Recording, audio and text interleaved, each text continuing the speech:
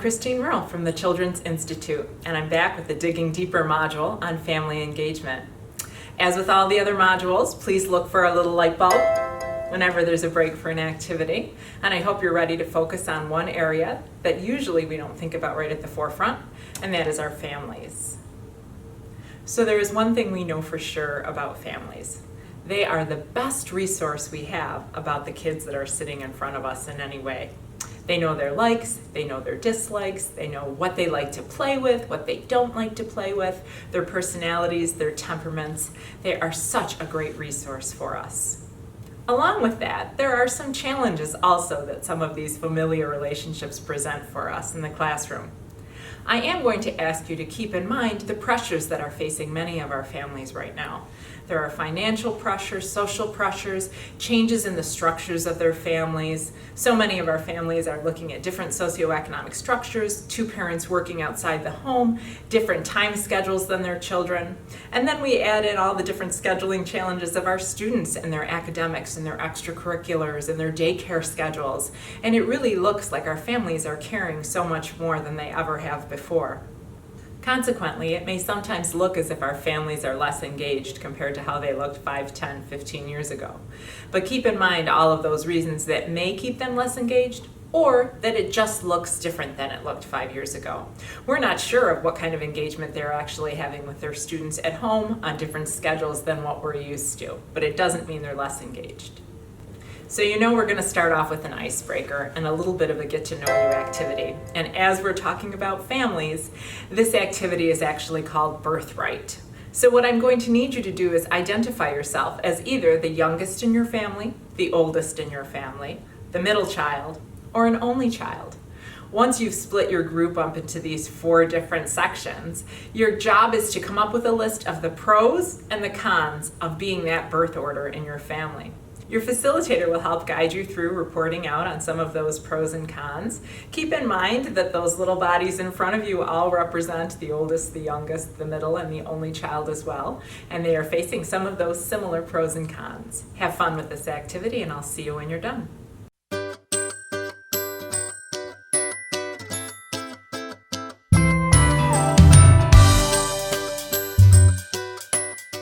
Welcome back. I hope you had fun with that activity. As the baby of my own family, I know there were definite pros to being in that position, and I'm wondering if your conversations sounded similar. Today, as we look at family engagement, let's take a look at our objectives.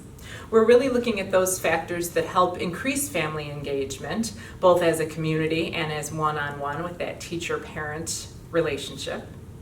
We're looking at the idea of strategies that can help you increase the level of family engagement that you have at your school. And you really should build some time in for some good conversations and some planning. And to spend some time really reflecting on what you may have done in the past that needs to be tweaked a little to make it more successful, and to make some plans for the future and how to increase the amount of families and caregivers that you have attending your events and being part of your community. So we'll start off with a little bit of a giggle. So we're going to take a look at a video from Gary Brooks, yet again, on Parent Online University. Keep in mind it is very tongue-in-cheek and not meant to be literal, but it will get us in possibly that frame of mind that we want, with some laughter as we start this journey together.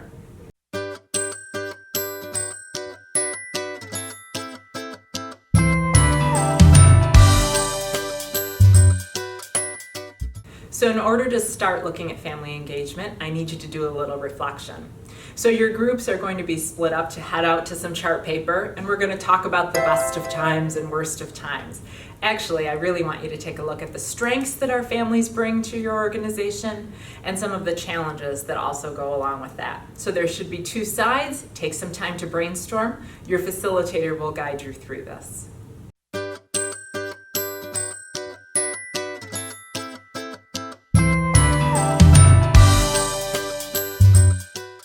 Sometimes when I ask you to do an activity like that has those 2 positives, negatives, strengths, weaknesses, challenges, all of those kind of words, one of the things I really want you to be able to do is take a look at some of those challenges and put an X through them, because so many of them are not within our control. Like every piece of social emotional learning that we deliver, we really want to come from an asset-based lens. So I'd really like you to focus on the strength side of your board. We can't control so many of those negatives, things like parents not showing up as much as we want. Some parents may be volunteering too much to be in the classroom so that they can have a say in what's going on. Instead, set those to the side and really look at the strengths of your families. Do you have families that are truly committed? Do you have families that want to be committed and can communicate to you by email or phone because they can't be there in person? But at least they're keeping that line of communication open with you. Let's really look at our planning in terms of our strengths and building upon them, just as we would with our students. So what are the factors that really can impact our family engagement then? The first one is that building of trusting relationships and what that looks like in your school as well as in your classrooms. When I think of what's necessary for a really good trusting relationship, the first thing I'm going to say to you is that it has to be two-way communication with active listening. So when you do hear from that parent that's reaching out about something that happened in your classroom, are you actively listening? Are you ready to be on the defense right away? Or are you actually part of a conversation that helps build your relationship? Are you reaching out to your families the beginning of the school year, mid-school year, end of school year, to keep them updated, even when nothing really of any kind of significance is happening? So often as a parent, the only time I get a phone call is when someone is either very sick or has done something not so good. So being able to have that open line of communication throughout the year just to check in and say, hey, things are going well on this side. Is anything coming home that I should know about? Again, along with that trusting relationship, we really want to keep in mind that asset-based. So before you make that phone call, before you write that email, really think about all the strengths of the student, of the family, of their participation in your school community before you start typing up that response. The second factor that can impact family engagement is the ability to connect to student learning in some ways. One example we have of that is a school that was rolling out a new math program and the students were really struggling. So parents were calling in and emailing the teacher for help. The school set up an opportunity for the parents to come in early in the morning, learn the math, play with some of the math games so that they could transfer these skills in the afternoons and evenings with their own children. What happened was an opportunity for social interaction as well as learning the math that was being rolled out that year. And once the math curriculum was pretty well established, the parents were still meeting once a week to start talking about topics at school, to learn about each other, and to really create some of that community feel. So that one math opportunity turned into a much bigger family movement that really helped support that school. That's an opportunity that used math as that connection to student learning. But we also want to think about the connection to student learning of social emotional skills. So are your parents aware of the skills that you're working on? And what are those engagement opportunities where parents can come and help reinforce those skills with their students? For example, if you have a game night at school for families to come and participate together, and you really emphasize the skills that you're going to be working on or the skills that you're transferring from the classroom into that game night situation so that parents can help reinforce those skills. That fun activity also has that element of student learning already integrated within. All right, so you're going to go back up to your boards in some way. You can do it at your tables or on chart paper. Your facilitator will let you choose. I really want you to start thinking about what you've done in the past. So what are those family engagement strategies you've tried? Did they work? Did they not work? Are they worth bringing back? Did they just need a little tweaking? Start having a really good conversation. And some things you're going to rely on some of your veterans for. We did this 5 years ago. It worked really well. We stopped because of funding. Really make that complete list of all of the things that you've tried in the past 5 to 7 years to see if you can figure out, are there any similarities between the things that worked and what could we bring back and what do we definitely need to keep? Start having that reflection conversation with each other.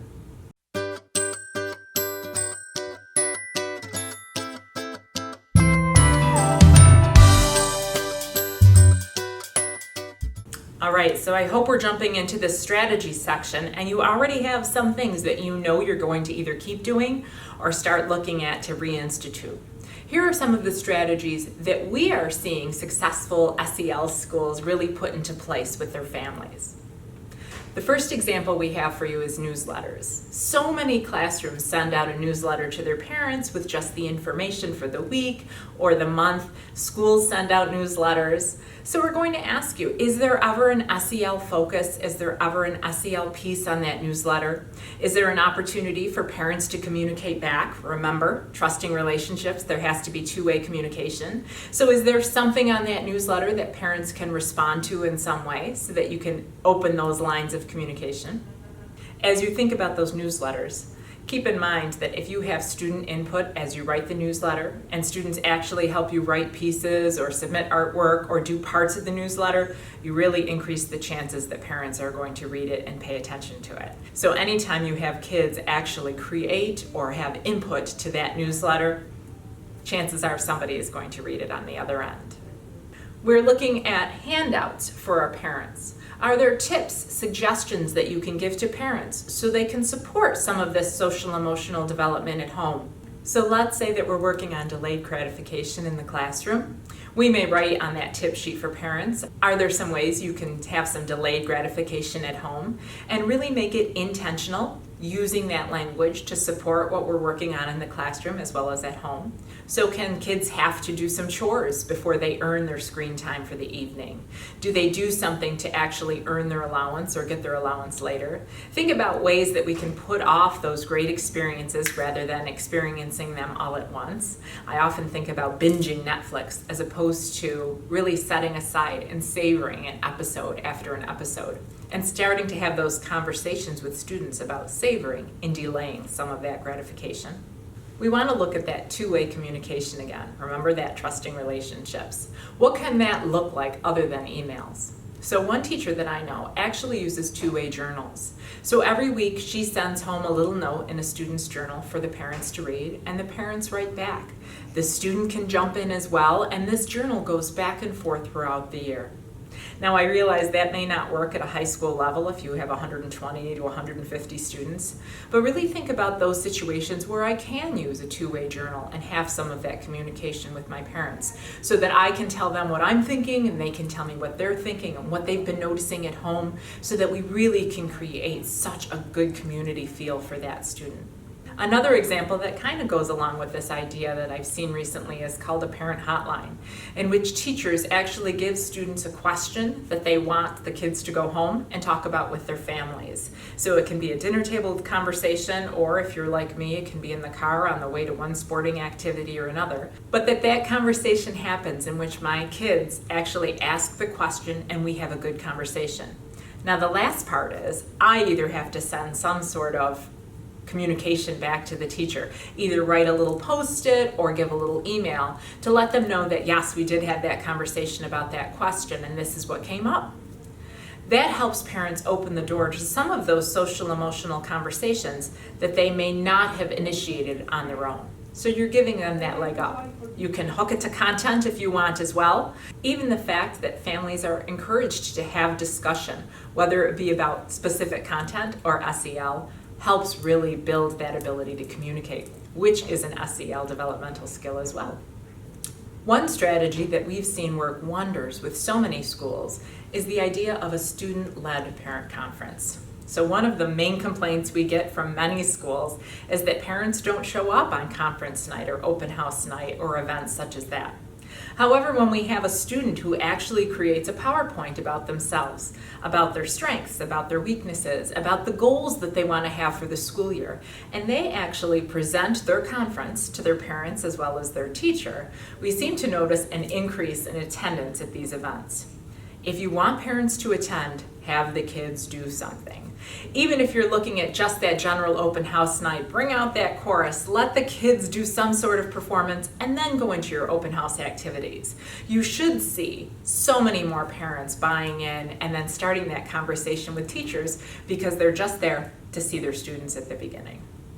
Let's take a look at our report cards. Are we just grading students on content alone?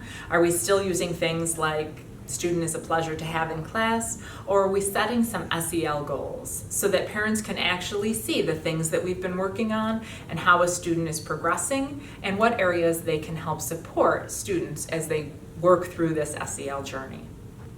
So some of the districts and schools that we're working with are looking at the idea of parent workshops to give parents a basis of the language and the knowledge and the skills in social emotional learning. You can take it a step further and actually have parents and children work together in these workshops. Are there activities that a caregiver and a student could do together to help build their relationship as they learn and practice these skills? We have an entire packet of items that you can review, modify, change, edit, use as best fits your school environment as you really start to think about how you want to engage families this year and every coming year. There are 3 areas I'm going to ask you to focus on as you really look at this work. We are looking at school-wide systems and practices. So what does your school do to really encourage family engagement?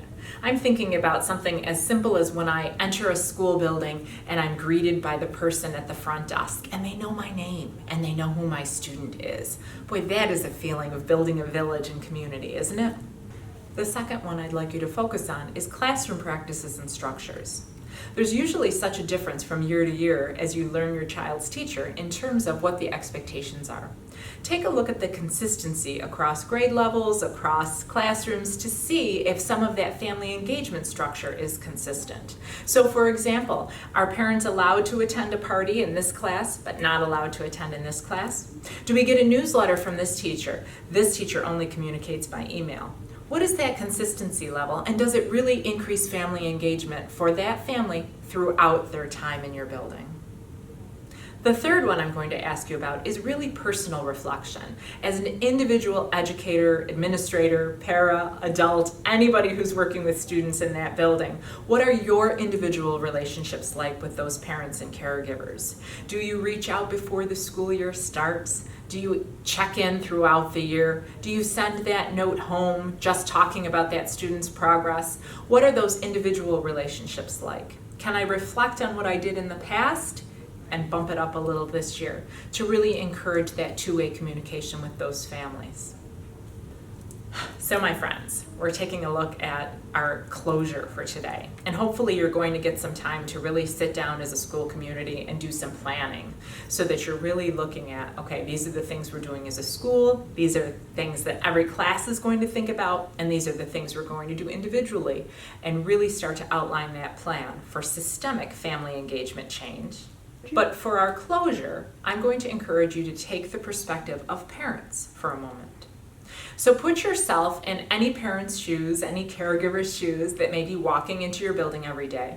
And I'd like you to look at these 3 questions and see what you think the answer would be for that parent. Question number 1, do you feel welcome at your child's school? So would every parent that you come into contact with in your building say, yes, I feel welcome when I walk in that door and when I walk down that hallway or I walk into that classroom, at appropriate times, of course. 2, do you feel comfortable talking with your child's teacher, with the child's principal, with the support staff, with anybody regarding your child's progress? And number 3, do you feel respected by the faculty and staff at your child's school? So many of our parents do not have the same background that you may have had.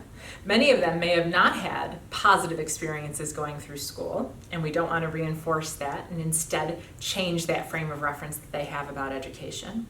And really think about, what would the answer to that be? Do they feel respected every time I reach out to them about their student, whether it be positive or negative? So as you look at your communication this year, I'm going to ask you to write down these 3 questions. I want you to keep them someplace before you write that email, before you make that plan for increased family engagement at a social activity. Really think about the answer to those 3 things. Do our parents feel welcome? Do they feel comfortable? And do they feel respected with every communication that we have? If it takes a village to raise these kids the way that we want to raise them, keeping these 3 questions in mind will help make sure that we do create and support that village. Thank you so much for your participation today. You should receive a little packet of resources about family engagement. We look forward to working with you again soon.